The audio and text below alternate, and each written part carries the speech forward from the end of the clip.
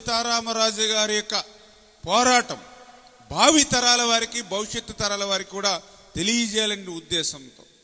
ఎందుకంటే ఆ రోజు మరి ఆ యొక్క తెల్ల జాతి వారిని గుండెల్లో నిద్రపోయేటువంటి విధంగా రేపు పలానా సమయంలో పలానా పోలీస్ స్టేషన్ మీద దాడి చేస్తున్నామని ముందుగానే చెప్పి హెచ్చరించి మరి ఆ రకమైనటువంటి పోలీస్ స్టేషన్ మీద దాడి చేసినటువంటి ఆయన యొక్క పోరాట ప్రతిమ ఏదైతే ఉందో అది భవిష్యత్తు తరాల వారికి భావి తరాల వారికి తెలియజేయాలనే ఉద్దేశంతో ఆయన 27 సంవత్సరాల చిన్న వయసులో ఈ దేశం కోసం, ఈ దేశ స్వతంత్రం కోసం, ఈ దేశంలో ఉన్నటువంటి భారతీయుల స్వేచ్ఛ కోసం తన ప్రాణాలను సైతం ఆయన చేసినటువంటి త్యాగం ఏదైతే ఉందో అది భావి తరాల వారికి భవిష్యత్తు తరాల వారికి తెలియజేయాలనే ఉద్దేశంతో ఆ 125వ జయంతోత్సవాలను మన పాలకుల్లో నియోజకవర్గంలో సంవత్సరం పొడవునా కూడా నిర్వహించుకోవడానికి అది ఒక కారణం అని చెప్పి తెలియజేసుకుంటూ,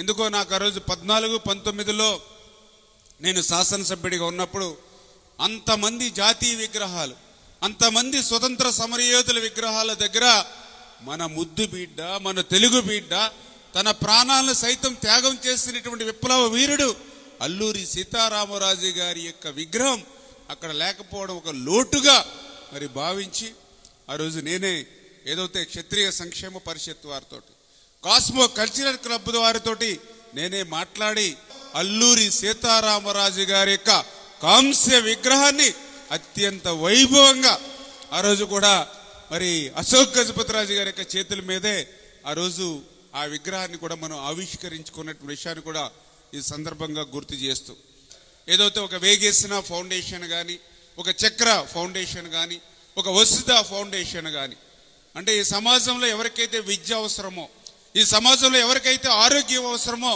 ఆ విద్య వైద్య రంగానికి పెద్దపీట వేస్తూ ఆ ఫౌండేషన్లు చేసేటువంటి కార్యక్రమాలను కూడా నేను కూడా నా నియోజకవర్గంలో ప్రతి నిత్యం ప్రతి గ్రామంలోనూ ప్రతి ఓడలోనూ కూడా నేను చూస్తూ ఉన్నటువంటి పరిస్థితి.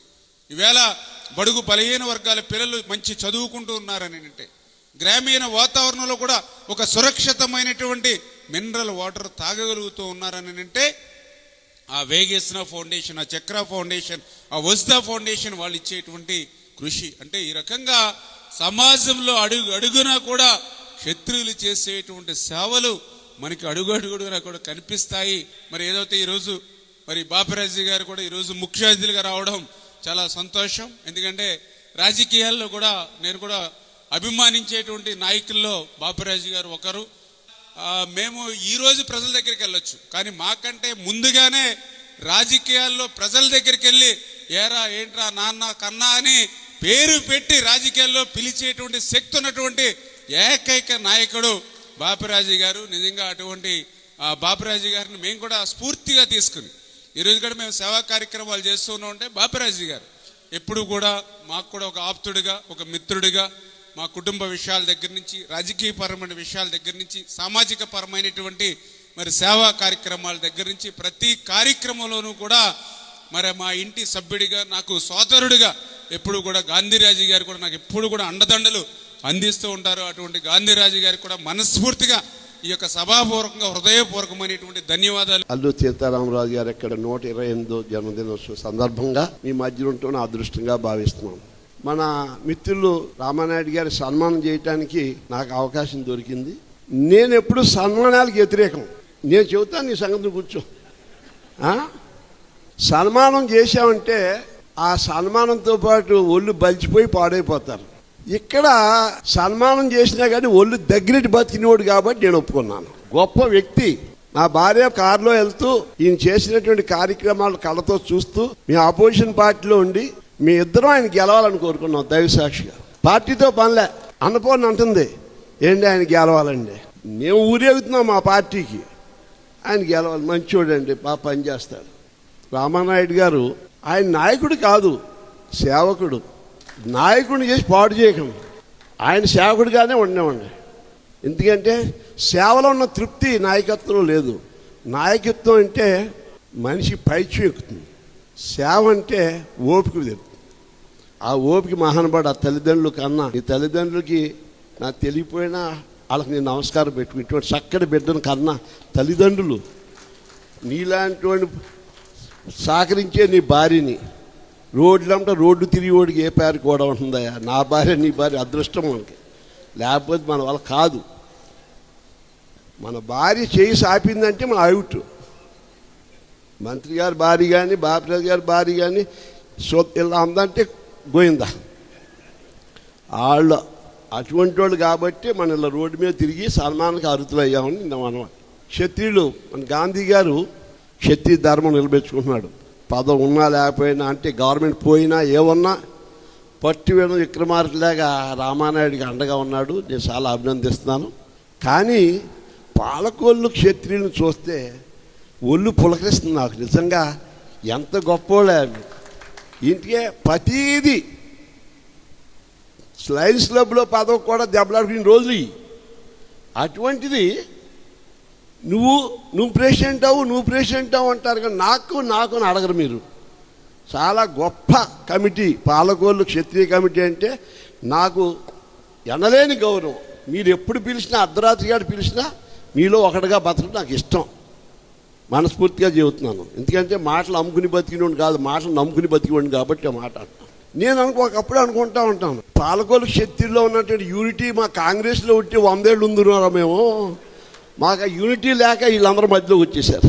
నిజా, మీ పాలకొల్లు రాజు యూనిటీ కనుక మా పార్టీలో ఉండుంటే అసలు తిరుగులేదు. కానీ మళ్ళీ ఉండలేక మేము పడి ఉన్నాం. ఇప్పుడు ఇందాక కబడ్డీ గారు మాట్లాడతా కూటమిలో జనసేన వారు, తెలుగుదేశం వారు, బీజేపీ వారు అందరూ వచ్చినందుకు, కానీ కాంగ్రెస్ గురించి మాట్లాడలేదు పాపం. నేను ఒంటరిగా, అందులో నేను కాంగ్రెస్ వాడు ఉన్నాను కదా, బతికున్నాను కదా, అందులో కలుపుతామో అనుకున్నాను. బతికి సచిన వాళ్ళే ఉన్నాను నేను. ఓకే, డజన్ మ్యాటర్, అన్ని అలవాటు ఉన్న మనిషిని నేను. ఏదైనప్పటికీ కూడా ఈ సభ చాలా గొప్పది. సరైన మనిషి సన్మానం చేస్తున్నారు, అదృష్టంగా భావిస్తున్నాను. ఇటువంటి ఆదర్శమైనటువంటి శాసనసభ్యుడు నిజంగా ఆదర్శంగా తీసుకోవాలి. మిగతా వాళ్ళందరూ ఈయన దాకా పనిచేయాలి. ఆ శ్మశానంలో పడుకునేవాడు అంట.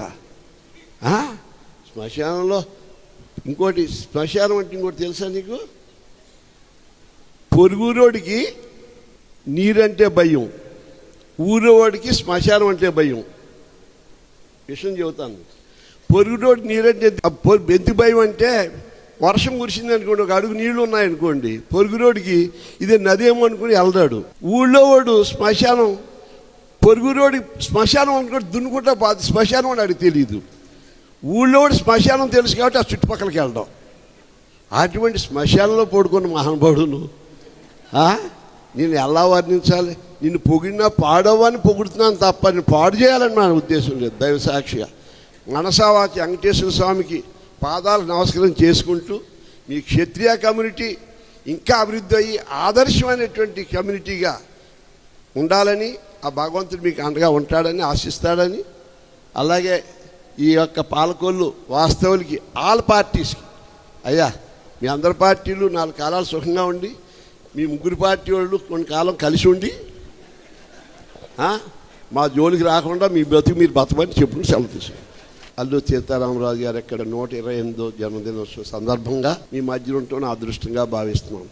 మన మిత్రులు రామానాయుడు గారి సన్మానం చేయటానికి నాకు అవకాశం దొరికింది. నేను ఎప్పుడు సన్మానాలకు వ్యతిరేకం. నేను చెబుతాను, నీ సంగతి కూర్చో. సన్మానం చేశామంటే ఆ సన్మానంతో పాటు ఒళ్ళు బలిచిపోయి పాడైపోతారు. ఇక్కడ సన్మానం చేసినా కానీ ఒళ్ళు దగ్గరికి బతికినోడు కాబట్టి నేను ఒప్పుకున్నాను. గొప్ప వ్యక్తి. నా భార్య కారులో వెళ్తూ ఈయన చేసినటువంటి కార్యక్రమాలు కళ్ళతో చూస్తూ మీ అపోజిషన్ పార్టీలో ఉండి మీ ఇద్దరం ఆయన గెలవాలని కోరుకున్నాం. దైవ సాక్షిగా పార్టీతో పనిలే. అన్నపూర్ణ అంటుంది, ఏంటి ఆయన గెలవాలండి, మేము ఊరేగుతున్నాం మా పార్టీకి, ఆయన గెలవాలి, మంచోడండి, బాగా పనిచేస్తాడు. రామానాయుడు గారు ఆయన నాయకుడు కాదు, సేవకుడు. నాయకుడిని చేసి పాడు చేయకండి. ఆయన సేవకుడిగానే ఉండేవాడిని. ఎందుకంటే సేవలో ఉన్న తృప్తి నాయకత్వంలో లేదు. నాయకత్వం అంటే మనిషి పైచ్యం ఎక్కుతుంది, సేవ అంటే ఓపిక తెలుస్తుంది. ఆ ఓపిక మహానుభావుడు ఆ తల్లిదండ్రులు కన్నా, ఈ తల్లిదండ్రులకి నాకు తెలియపోయినా వాళ్ళకి నేను నమస్కారం పెట్టుకుని ఇటువంటి చక్కటి బిడ్డను కన్నా తల్లిదండ్రులు నీలాంటి వాడిని సహకరించే నీ భార్యని రోడ్డు తిరిగి ఓడికి ఏ పేరు కూడా ఉంటుందా? నా భార్య నీ భార్య అదృష్టం మనకి, లేకపోతే మన వాళ్ళ కాదు. మన భార్య చేయి సాపిందంటే మన అవుట్. మంత్రి గారి భార్య కానీ బాపిరాజు గారి భార్య కానీ ఇలా ఉందంటే గోయిందా. వాళ్ళు అటువంటి వాళ్ళు కాబట్టి మన ఇలా రోడ్డు మీద తిరిగి సన్మానానికి అర్హులు అయ్యామని మనం. క్షత్రియులు మన గాంధీ గారు క్షత్రియ ధర్మం నిలబెట్టుకుంటున్నాడు. పదం ఉన్నా లేకపోయినా, అంటే గవర్నమెంట్ పోయినా ఏమన్నా పట్టు వేయడం విక్రమార్కులాగా రామానాయుడికి అండగా ఉన్నాడు. నేను చాలా అభినందిస్తున్నాను. కానీ పాలకొల్లు క్షత్రియులను చూస్తే ఒళ్ళు పులకరిస్తుంది నాకు. నిజంగా ఎంత గొప్పోళ్ళే. ఇంటికే ప్రతీది లయన్స్ క్లబ్లో పదవి కూడా దెబ్బలాడుకునే రోజులు. అటువంటిది నువ్వు ప్రెసిడెంట్ అవు అంటారు. కానీ నాకు అని అడగరు మీరు. చాలా గొప్ప కమిటీ పాలకొల్లు క్షత్రియ కమిటీ అంటే నాకు ఎనలేని గౌరవం. మీరు ఎప్పుడు పిలిచినా, అర్ధరాత్రి గారు పిలిచినా మీలో ఒకటిగా బతకడం నాకు ఇష్టం.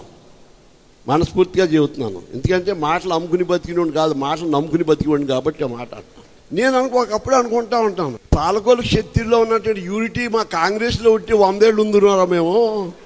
మాకు ఆ యూనిటీ లేక వీళ్ళందరూ మధ్యలో వచ్చేసారు. నిజా, మీ పాలకొల్లు రాజు యూనిటీ కనుక మా పార్టీలో ఉండుంటే అసలు తిరుగులేదు.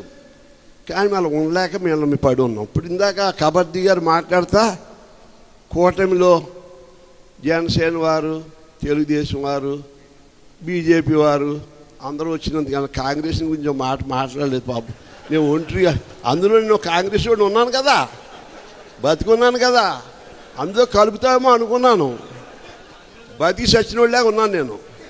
ఓకే, డజన్ మ్యాటర్, అన్ని అలవాటు ఉన్న మనిషిని నేను. ఏదైనప్పటికీ కూడా ఈ సభ చాలా గొప్పది. సరైన మనిషి సన్మానం చేస్తున్నారు, అదృష్టంగా భావిస్తున్నాను. ఇటువంటి ఆదర్శమైనటువంటి శాసనసభ్యుడు నిజంగా ఆదర్శంగా తీసుకోవాలి. మిగతా వాళ్ళందరూ ఈయన దాకా పనిచేయాలి. ఆ శ్మశానంలో పడుకునేవాడు అంట. శ్మశానంలో శ్మశానం అంటే ఇంకోటి తెలుసా నీకు? పొరుగురోడికి నీరంటే భయం, ఊరోడికి శ్మశానం అంటే భయం. విషయం చెబుతాను. పొరుగురోడికి నీరంటే ఎందుకు భయం అంటే, వర్షం కురిసింది అనుకోండి, ఒక అడుగు నీళ్లు ఉన్నాయనుకోండి, పొరుగురోడికి ఇదే నదేమో అనుకుని వెళ్తాడు. ఊళ్ళో వాడు శ్మశానం, పొరుగురోడి శ్మశానం అనుకోండి దున్నుకుంటా పోతే శ్మశానం అని అడిగి తెలియదు. ఊళ్ళో వాడు శ్మశానం తెలుసు కాబట్టి ఆ చుట్టుపక్కలకి వెళ్ళడం. అటువంటి శ్మశానంలో పడుకున్న మహానుభావుడును నేను ఎలా వర్ణించాలి? నిన్ను పొగిడినా పాడవని పొగుడుతున్నాను తప్ప నేను పాడు చేయాలని నా ఉద్దేశం లేదు. దైవ సాక్షిగా మనసావాచి వెంకటేశ్వర స్వామికి పాదాలకు నమస్కారం చేసుకుంటూ, మీ క్షత్రియ కమ్యూనిటీ ఇంకా అభివృద్ధి అయ్యి ఆదర్శమైనటువంటి కమ్యూనిటీగా ఉండాలని, ఆ భగవంతుడు మీకు అండగా ఉంటాడని ఆశిస్తాడని, అలాగే ఈ యొక్క పాలకొల్లు వాస్తవులకి ఆల్ పార్టీస్కి, అయ్యా మీ అందరి పార్టీలు 4 కాలాలు సుఖంగా ఉండి, మీ ముగ్గురు పార్టీ వాళ్ళు కొన్ని కాలం కలిసి ఉండి మా జోలికి రాకుండా మీ బ్రతుకు మీరు బతకమని చెప్పుకుని సెలవు తీసుకుని